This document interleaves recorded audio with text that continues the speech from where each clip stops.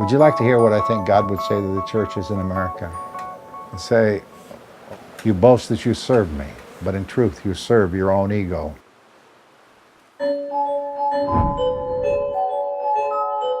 Tradition of the black church is to preach the gospel of Jesus Christ. How that is packaged, how that is promoted, becomes the challenge. Churches have bills to pay.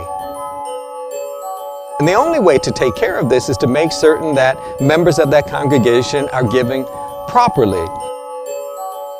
To become a megachurch pastor, you have to keep the majority of the money that you collect, and you have to convince them that they are to give 10% or more, and they should be happy about it. I don't think that megachurches get back their 10% for sure. It is absolutely no question. If that was the case, Atlanta would not have a poverty issue.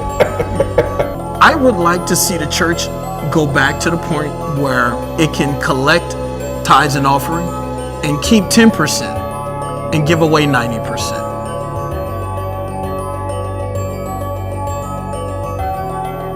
And it's not just the money they make, it's the way they're treated in the church.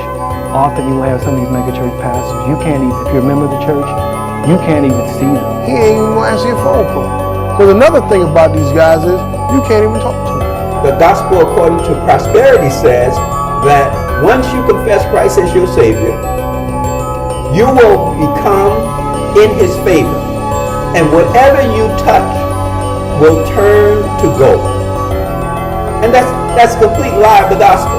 Matter of fact, the gospel says that after you accept Christ, you shall suffer for His sake.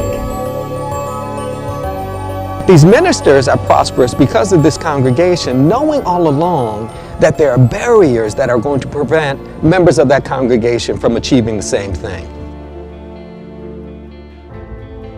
If the feds take a closer look at tithes, they will begin to see that the majority of that money is in His control.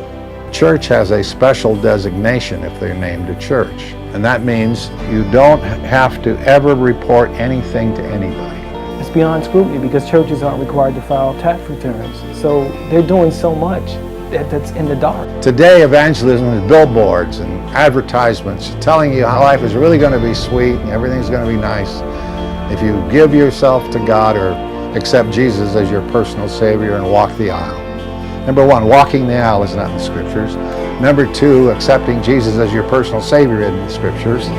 None of that is. A minister who does not say anything about anybody or any cause and just simply preach a gospel that he is not willing to put into action is a minister not worth having. After you spend your time and your years screaming and shouting in church, praying and praying and praying, and you are not moving into another direction, there's something wrong with you or something wrong with the ministry that you are a part of.